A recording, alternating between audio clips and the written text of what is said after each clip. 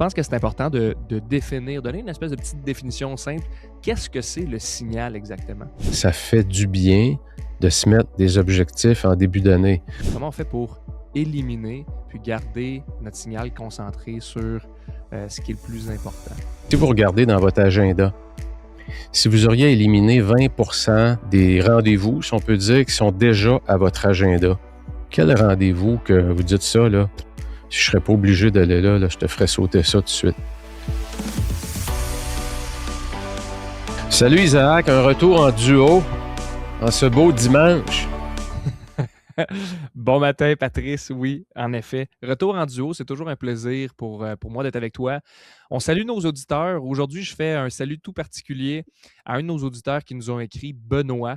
Benoît, ça fut un plaisir de te lire, mon cher. Toi qui es dans la région de Lyon, sache que pour nous, c'est vraiment un petit baume sur le cœur. Alors, je vous invite, mesdames et messieurs, tous ceux qui ont l'habitude de nous écouter, n'hésitez pas à nous envoyer des messages. On prend le temps de les lire. On prend le temps de répondre à chacun d'entre eux. Donc, de retour, Patrice, toi et moi, pour ce nouveau podcast. Aujourd'hui, on a une thématique bien particulière qui, je pense, est très d'actualité. Je vais dire ça comme ça en début d'année. Puis, je vais te laisser le présenter parce que je pense que tu es un champion pour pouvoir apporter le sujet. Donc, je te laisse faire la petite introduction, mon cher. Alors, on va parler, Isaac, on est au mois de janvier, c'est le début de l'année, c'est toujours un moment charnière hein, dans l'esprit, dans le mindset, c'est comme le renouveau, le début, le nouveau départ. On écrit un nouveau livre, la page est blanche, il y a pas, les 12 chapitres ne sont pas écrits. Et souvent, le grand piège qui arrive pour beaucoup de personnes, c'est qu'on part dans l'action avec une foule d'objectifs. Hein? Puis, c'est pour ça qu'on l'a intitulé « Si le problème, c'était pas un manque d'objectifs, mais un excès de bruit ». Et c'est de ça qu'on veut parler aujourd'hui. Hein? Qu'est-ce qui fait qu'en début d'année, il y a une espèce de frénésie qui s'installe où tu vas dans le gym parce que je suis un régulier du gym, c'est plein tout le temps, alors que je sais très bien que rendu au 15 février, la plupart, d'après moi, 50-60% des gens qui l'occupent présentement, le gym, ne seront plus là. Ils vont déjà avoir disparu du quotidien, cet objectif. Qu'est-ce qui cause ça? Qu'est-ce qui fait qu'en début d'année, il y a tant de gens qui décollent dans l'action avec une liste d'épicerie d'objectifs? C'est de ça que je veux qu'on veut parler ensemble, Isaac. Pourquoi? Pour vous aider. Pour vous aider peut-être à ce qui est peu d'objectifs, mais ceux qui sont vraiment importants, que vous ayez la structure et le système qui est mis en place pour pouvoir les poursuivre et enfin les atteindre. C'est de ça qu'on va parler aujourd'hui. Donc, Patrice, habituellement, quand on rentre dans le début d'année, tu l'as mentionné, on se donne plein d'objectifs. On n'a même pas encore installé les fondations, puis on dit déjà, voici ce que je veux atteindre d'ici la fin de l'année et tout ça. Et qu'est-ce que tu penses que les gens recherchent en se mettant plein d'objectifs comme ça, puis en allant dans le bruit, on va dire ça comme ça, là, en allant dans le bruit, puis dans ce load? La première chose, Isaac, à plus haut niveau, c'est un soulagement émotionnel. Ça fait du bien de se mettre des objectifs en début d'année. Parce qu'il ne faut pas oublier, tu n'as rien fait. Tu as pensé à quelque chose que tu vas faire. Donc, tu te projettes dans le futur sur quelque chose qui te fait du bien. Donc, ça crée un grand soulagement émotionnel. Ça fait du bien à tout le monde de partir ton année puis t'imaginer que cette année, tu vas atteindre ton objectif. Soulagement émotionnel, c'est clair. Puis pourquoi qu'on tombe dans je dirais pas le panneau, mais pourquoi qu'on va aussi fort dans le soulagement émotionnel? Culpabilité. Culpabilité de ne pas avoir, encore une fois, réussi à atteindre ses objectifs en 2025. L'autre raison, pourquoi? Comparaison sociale. Les réseaux sociaux, la vie des autres est bien mieux. Les autres sont bien meilleurs que moi. Donc, qu'est-ce qu'on veut faire? On veut se déculpabiliser. On veut se dire, on veut se soulager de ce malaise-là qu'on a à l'intérieur de soi. L'autre chose, c'est l'illusion de contrôle. C'est quand j'ai des objectifs, puis si j'en ai plusieurs, j'en ai pour ma santé, mes relations, ma carrière, mes finances, c'est comme, j'ai l'impression que je suis en contrôle de ma destinée. Et ça produit l'inverse, parce que quand t'en as trop, ça paralyse. Mais ça crée cette illusion-là de contrôle. L'autre chose, Isaac, qui est important, c'est qu'il y a une différence importante entre l'ambition et la dispersion. Plus tu as d'objectifs, il y a une croyance dans ta tête qui te dit, sais-tu quoi, plus tu as d'objectifs, tu es ambitieux. Ouais. Être ambitieux, c'est important pour réussir. Ceux qui réussissent, c'est des gens ambitieux. Donc, tu réconfortes une partie de ton identité également. Puis, qu'est-ce que ça produit? Ben, ce que tu fais, c'est que tu te disperses davantage, mais tu n'es pas là. Tu crées le soulagement émotionnel en renforçant ton identité d'être une personne ambitieuse. Donc, c'est souvent dans ces axes-là, Isaac, pourquoi on tombe dans ce panneau-là de la frénésie. Fait que si je comprends bien, c'est parce qu'il y a une distinction qui n'est pas faite entre l'ambition que j'ai d'atteindre certains objectifs, puis la dispersion. Je m'en mets trop, puis finalement, je ne suis pas vraiment aligné avec ce que je veux qu'il se passe d'ici le 31 décembre 2026, 2027, 2028, parce qu'évidemment, ce podcast-là va rester dans le temps. Oui. Okay. Absolument, Isaac. Puis c'est ce qui fait qu'on parle, ce qu'on enseigne, nous, Isaac. La méthode 48 heures, un des principes, c'est le signal et le bruit. Fait que si tu as 12 objectifs, les chances que tu sois dilué sont extrêmes. Mm-hmm. Et qu'est-ce que ça va faire si tu es dilué? Il n'y a rien qui va avancer, ça va avancer à pas de tortue. Et qu'est-ce qui arrive quand tu n'as pas beaucoup de progrès? Tu te démotives. Parce que tu pars ton année en te basant sur un soulagement émotionnel et ça te motive au départ. Et il n'y a personne qui réussit ses objectifs avec la motivation. Ça, c'est super important à comprendre. Ça te prend une structure, ça te prend un système. Parce que la motivation, par défaut, elle va te faire défaut. Fait que si tu n'as pas installé le bon système, tu n'as pas fait le ménage dans ta dispersion, tu n'as pas réduit tes priorités, tu es voué au jour de la marmotte. Mm-hmm. Tu vas faire la même chose que dans le film. 2027 va arriver, puis tu vas repartir dans ta frénésie. Puis tu vas te remettre une liste d'épicerie. Puis rendu à la mi-février, la plupart de ces choses-là, ça va être un souvenir lointain. Donc, ce qu'on veut aujourd'hui, c'est de donner un peu des stratégies pour... Y aurait-il un autre chemin plus efficace, qui est un peu contre-intuitif, parce qu'on va aller nécessairement dans l'inconfort, parce que c'est pas un chemin, c'est pas une trail que tu as battue, c'est une nouvelle trail. Il y a peut-être des branches dedans. Il y a peut-être des endroits, il y a des obstacles à franchir. C'est ça une nouvelle trail. Tu t'en vas dans l'inconnu. Le cerveau n'aime pas ça naturellement. C'est pour ça que ça prend un système, c'est pour ça que ça prend une structure, pour accompagner le cerveau dans son inconfort. Tu as déjà mentionné, Patrice, plus le système est complexe, plus il est difficile à entretenir. Puis je veux faire un petit rappel pour tous ceux et celles qui viennent de nous joindre pour la première fois. La méthode 48 heures, elle est basée comme un gros sablier. On a la section du bas qui est le système de défense et on a la section du haut qui est le système d'attaque. La section du bas, système de défense, on parle de simplifier, on parle de prioriser et tu le nommais bien, hein, qu'est-ce que je veux prioriser? Au lieu d'être dispersé, d'avoir plein de choses, qu'est-ce qui est réellement important? Système du haut, le système d'attaque, c'est là où on parle de la planification, puis finalement de l'exécution. Et pour moi, c'est important de le ramener un petit peu. Puis aujourd'hui, Patrice, je pense que c'est important de définir, donner une espèce de petite définition simple. C'est quoi? Parce que là, on parle du signal versus le bruit. Qu'est-ce que c'est le signal exactement? Le signal, dans le fond, c'est tout ce qu'on peut faire, des actions qu'on peut poser dans le quotidien, puis qui a vraiment un impact.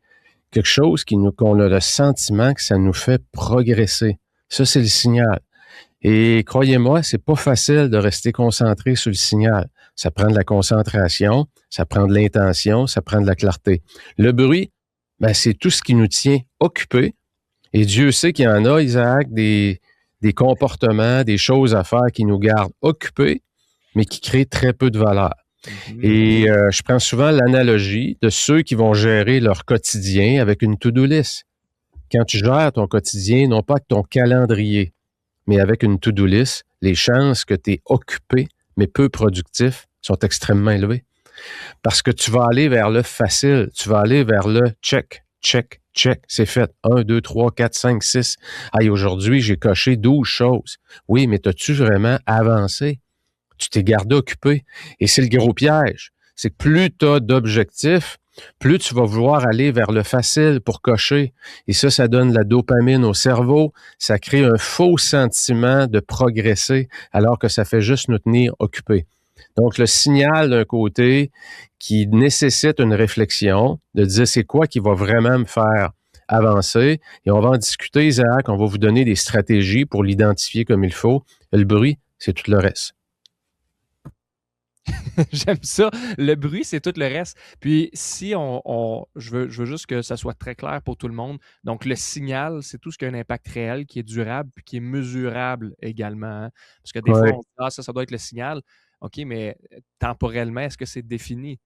Est-ce que tu es capable de donner un deadline quand est-ce que ça doit s'être produit? Comment tu vas faire pour le mesurer, pour mesurer le succès? Hein, ça, on en parle quand même assez fréquemment. Puis quand tu dis le bruit, c'est tout le reste, dans le fond, c'est tout ce qui nous donne l'impression d'avancer, mais en réalité, on n'avance pas du tout. Puis je reprends les mots que tu as utilisés, Patrice. C'est tout ce qui nous garde occupés. Puis en réalité, il y a une grosse différence, une grosse distinction entre être occupé et être productif. Je pense que des fois, on a tendance à mélanger les deux. Hein. On le voit, des clients qu'on accompagne, l'agenda, il est rempli. Il y a plein de choses qui se passent, mais en réalité, absolument rien de ce qui se retrouve dans ton agenda actuellement va te faire réellement avancer vers ton objectif. Ce qu'on appelle, Isaac, c'est créer du mouvement ou créer de la valeur. Créer du mouvement, c'est pas dur. Tu peux être en mouvement, tu peux être en action, mais créer de la valeur, c'est un autre paire de manches. Parce que ça nécessite de la réflexion, ça nécessite de poser des gestes très souvent, on va le voir, des actions dont on ne voit pas tout de suite les bénéfices. Ouais. Et c'est comme aller au gym. Tu veux perdre du poids au gym, la première semaine, tu vas y aller, je t'annonce tout de suite que tu verras rien. Puis ça se peut même qu'après 2 semaines, tu commences peut-être juste à voir un petit peu. Mais il y a beaucoup de gens qui décrochent vite parce que le cerveau dans la société en 2026, là, puis depuis les années, je dirais 2000, je pense que les années 2020, je pense qu'on est dans la décennie des distractions. On est au summum des distractions avec toutes les technologies qui existent et qui nous entourent et qui nous créent une tonne. Donc, si on travaille sans système de défense, pour reprendre la méthode 48 heures, où on travaille dans un univers complètement ouvert, on n'a pas mis de système pour se protéger. J'ai pas dit s'isoler du monde où on travaille. J'ai dit pour se protéger et produire de la valeur. Ça va être très, très dur. On va être en mouvement. Mais l'impact qu'on va avoir dans notre travail, dans notre business, va être très faible. On va être occupé, puis on va dire qu'on manque de temps tout le temps. J'ai pas eu le temps. Ah oui, le livre que je vais écrire, j'ai pas eu le temps. Ça fait partie des choses que j'ai sur ma liste. Écrire un livre, j'ai pas pris le temps. Mais écrire un livre, c'est la même chose. Quand tu commences à écrire ton livre, puis tu fais ta table des matières, ça change pas la vie des gens ben. C'est long de voir. Ça prend quoi, 6 mois, 1 an? Avant que tu vois ton livre qui sort, puis qu'il y a quelqu'un qui l'achète, il y a le cerveau, là, qui est programmé à avoir de la dopamine, là. Il va te dire, hey, Pat, là, lâche ça, cette affaire-là. C'est quoi cette niaiserie-là? Arrête. Va t'amuser ailleurs. Il y a du fun à avoir ailleurs sur des tâches. Sors ta to-do list. Va donc cocher une dizaine aujourd'hui. Il me semble que tu vas te sentir en vie. C'est ça. C'est de mettre le système pour mieux gérer cette programmation-là. On parle souvent du système d'exploitation, là, qu'on a à l'intérieur de soi, là. C'est un changement. C'est une mise à jour du système d'exploitation. Je reprends les termes que tu as déjà utilisés par le passé. Tu disais, la productivité, ce n'est pas une game d'addition, c'est une game de soustraction. C'est qu'est-ce qu'on est capable d'enlever, qu'est-ce qu'on peut éliminer. Puis on en parle assez fréquemment aussi dans le protocole DA, hein, déléguer, automatiser, éliminer, déléguer, éliminer et automatiser, DEA pour le suivre et non pas la drogue aux États-Unis. Donc, dans cette optique-là, j'aimerais que tu nous parles, Patrice, comment on fait pour justement choisir ou en fait, comment on fait pour éliminer puis garder notre signal concentré sur ce qui est le plus important? On peut discuter, Isaac, de grosso modo, mettons 5 stratégies. On va y aller rondement. Une première stratégie mettons que vous dites, bon, je commence par où? Dans la méthode 48 heures, on travaille énormément avec les trimestres. Pourquoi? Parce que l'horizon est relativement court, mais il est en même temps suffisamment loin pour faire avancer des gros projets. Si je vous disais aujourd'hui que d'ici au 31 mars, vous avez une seule priorité dans votre sphère professionnelle, que vous soyez propriétaire d'une business ou associé, ou peu importe, ou entrepreneur, vous êtes ambitieux, mais il y a un gros projet là qu'en début d'année, premier trimestre, là, vous en faites votre cheval de bataille. Ça en est une technique. Pourquoi? Parce que ça t'oblige à réfléchir. OK, un petit peu, là. C'est quoi qui est le plus important? Qu'est-ce qui va avoir le plus d'impact? C'est quoi le projet que... Puis souvent, là, Isaac, là, la réponse à ça, on la sait. On la sait très bien, c'est quoi la réponse. Mais on va l'additionner avec 4 autres priorités, 5 autres priorités. Fait que notre vraie priorité, on la connaît. Mais quand on va arriver à fin mars, elle va avoir avancé de 20 puis les autres de 20 Fait qu'on n'aura rien de fini. Fait qu'on est toujours en train d'essayer d'avancer. Et comme on devient frustré parce que ça avance pas assez vite, c'est quoi la meilleure façon pour récompenser ton cerveau? Ben, tu t'en vas dans ta to-do list. Tu t'en vas faire du check, check, check, check, check. Fait que tu es toujours pris dans un cercle vicieux.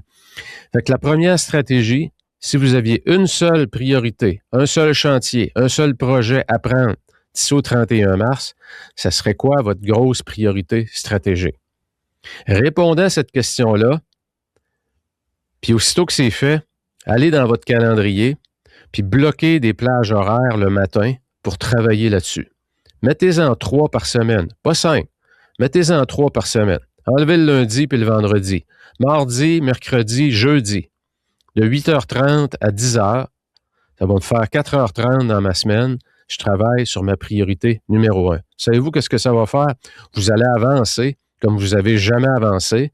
Ça va tellement vous motiver que vous allez probablement défoncer votre nombre d'heures minimum de 4h30.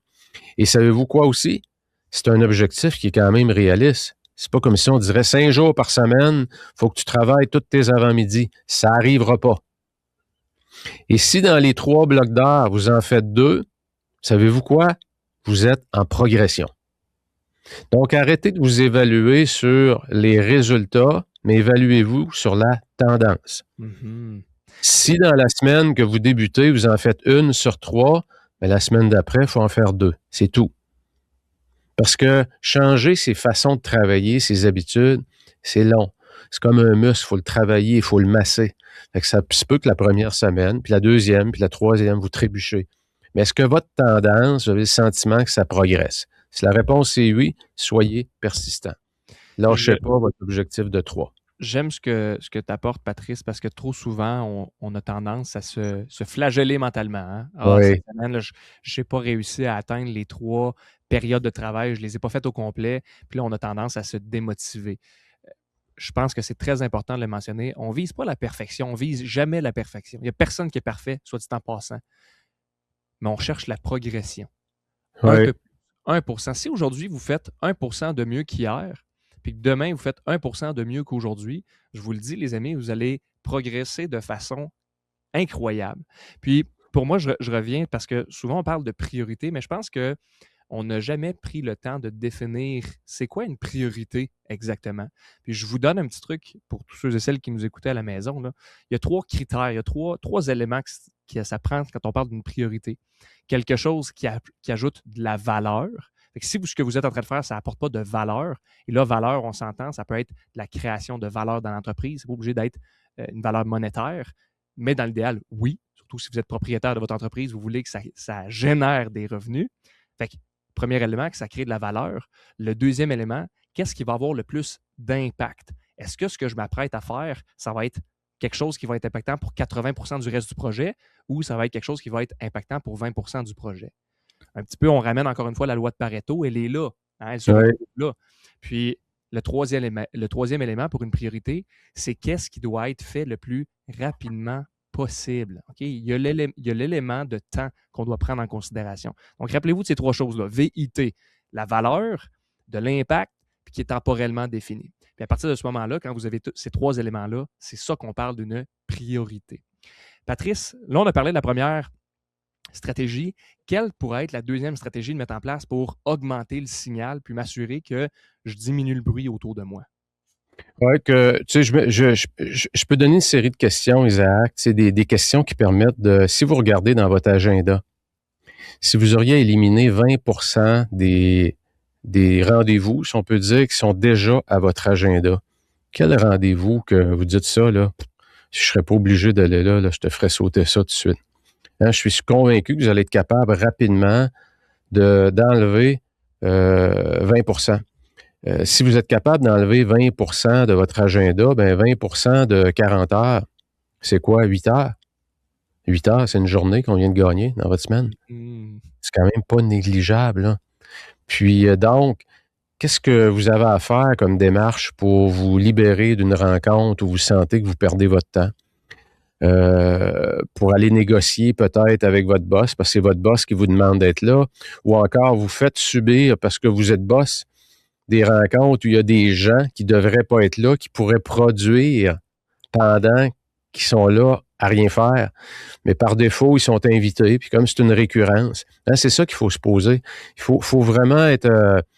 il faut regarder sa réalité de façon, tu sais, en anglais, on dit ruthless, être brutal, de façon très, très brutale.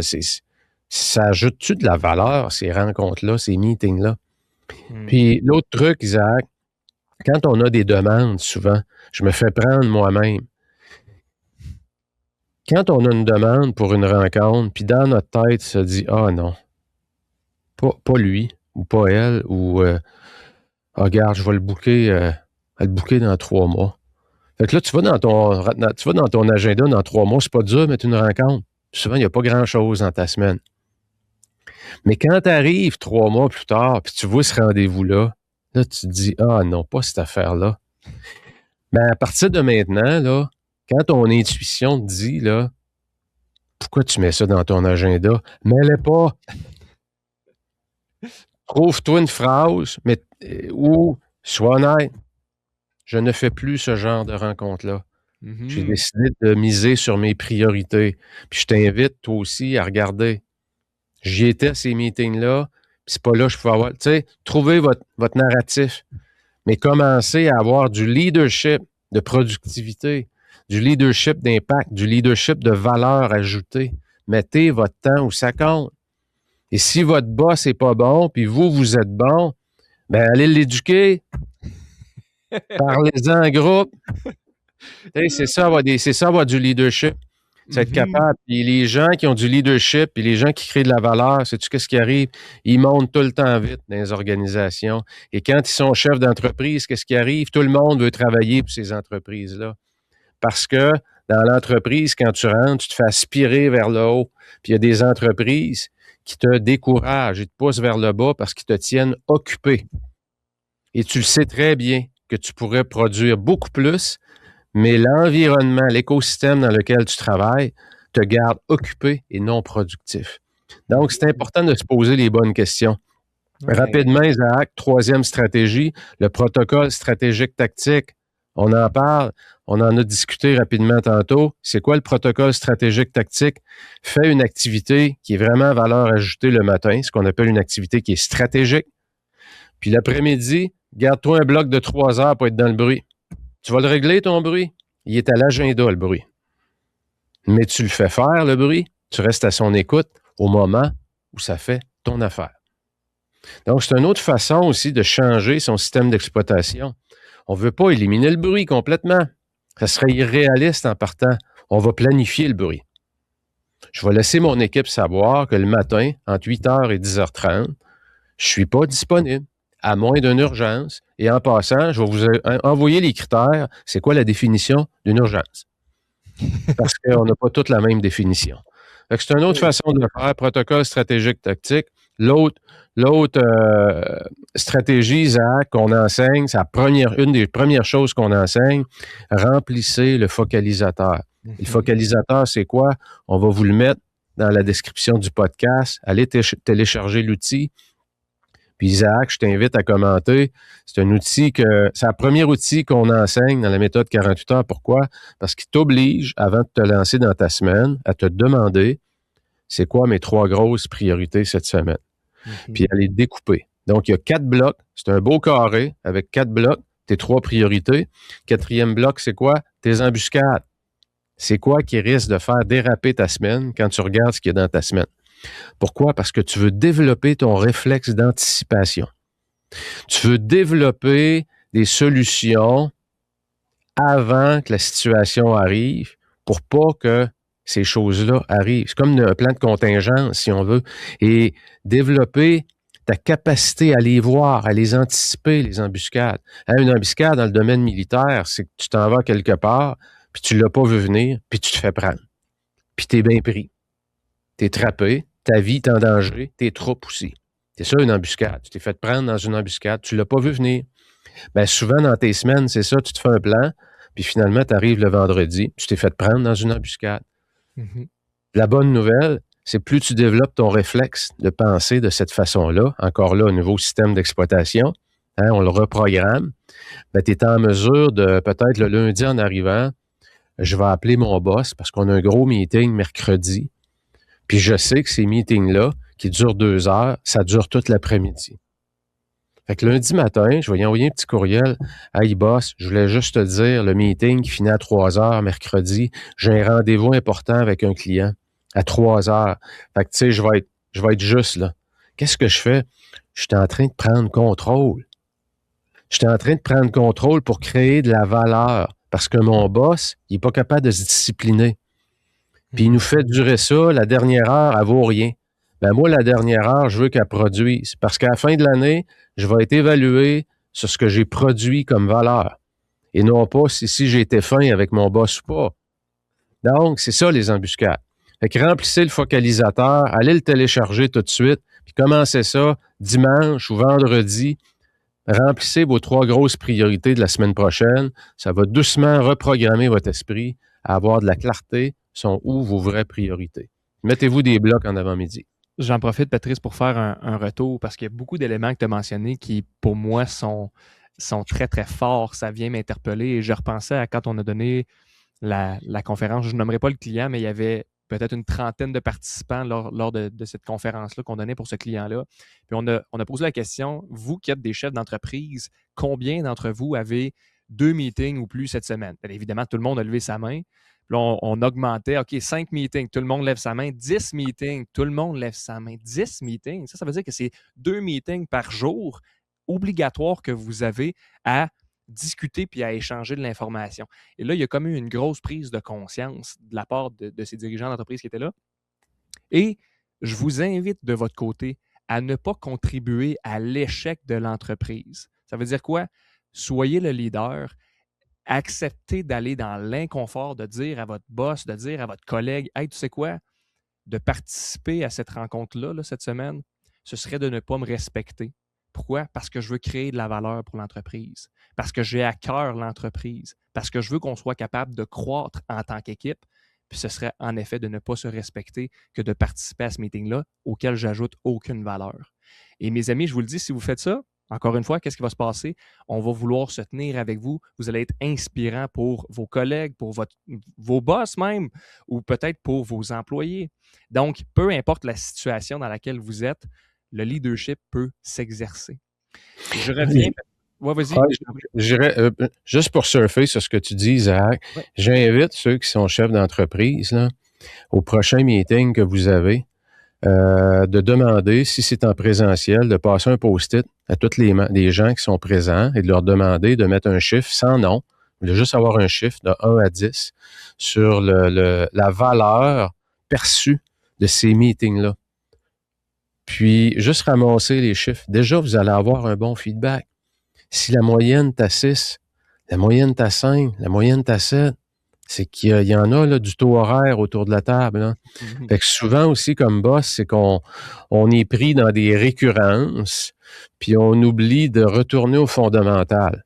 C'est quoi l'objectif du meeting? Est-ce qu'il est clair? Est-ce qu'il est atteint? Est-ce que la durée est respectée? Est-ce que les bonnes personnes sont présentes? Est-ce qu'il y a des personnes qui n'ont pas besoin d'être là? C'est du fondamental. On l'oublie trop souvent parce qu'on embarque dans la routine. Je ne sais pas combien de gens je parle, Isaac. Il y a des gens qui subissent des meetings, là, back à back, comme on dit, là. Ça commence le matin, puis ça finit à 5 heures, 5h30, 6 heures moins quart, Ouais. le soir. Puis entre les meetings, souvent, il n'y a pas de pause. C'est que tu fermes une fenêtre Teams ou Zoom, peu importe, puis tu embarques dans l'autre, puis tu embarques dans l'autre. Donc, ça veut dire que tu n'as pas de temps de répit, tu n'as pas le temps de respirer, tu n'as pas le temps de prendre de notes, tu n'as pas le temps de mettre à jour c'est quoi mes responsabilités. Puis là, ben, la montagne s'accumule. C'est ce genre d'environnement-là aussi qui brûle les gens. Donc, ça garde tout le monde occupé, mais est-ce que tout le monde est dans la production de valeur? J'en doute. Mhm. J'en doute fortement également. Patrice, c'est toujours un plaisir de discuter avec toi, mon ami. Pour tous ceux et celles qui nous écoutaient à l'instant même, sachez que Patrice et moi, on est là pour être votre partenaire de succès, autant dans l'atteinte de vos objectifs professionnels que dans la réussite de votre vie personnelle. Vous êtes un chef d'entreprise, vous aimeriez avoir des ateliers pour vos employés, pour votre équipe de garde rapprochée, une conférence, n'hésitez pas, vous pouvez nous contacter. info@48heuresparjour.com. On est là pour vous aider et à atteindre, encore une fois, les objectifs que vous vous fixez d'ici la fin de l'année 2026, 2027, 2028. On est là pour être votre partenaire. Beaucoup de petites formations également sont données sur notre site Internet, des petites formations à 97 $ pour votre gestion d'agenda, gestion de boîte courriel.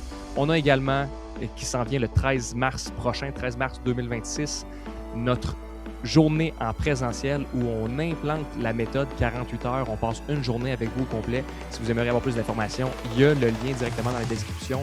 On est là pour répondre à vos questions. Patrice, petit mot de la fin de ton côté, mon cher. Petit mot très court, le bruit fatigue, le signal construit, Isaac. J'aime ça. Sur ce, on vous dit à bientôt, puis restez à l'écoute pour le prochain épisode de podcast. À bientôt. Merci tout le monde. Bye bye.